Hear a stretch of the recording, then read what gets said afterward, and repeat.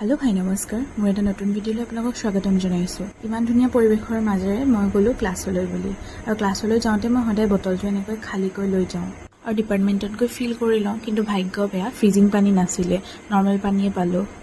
আৰু আজি হৈছে একাডেমিক সেশনৰ লাষ্ট ক্লাছ আৰু সেইকাৰণে মই ভিডিওটো বনাই থলো, মেমৰি হিচাপে থাকি যাব। মনটো অকমান বেয়াও লাগিছিলে, বাৰু উপায়টো নাই, যাব লাগিবই।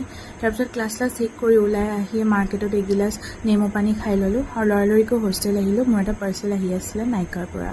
নাইকা অৰ্ডাৰ কৰিছিলোঁ একুৱালজিকৰ ছানস্ক্ৰীন এটা, আগতে ইউজ কৰিছোঁ বাৰু। এইটো মানে মই এইটো ইউজ কৰিয়ে ভাল পাওঁ, এইটো বহুত লাইট ৱেইট হয়, সেইবাবে যদি ৰিভিউ বিচাৰে মই ছাজেষ্ট কৰিম আপোনালোকে এইটো ইউজ কৰিব পাৰে।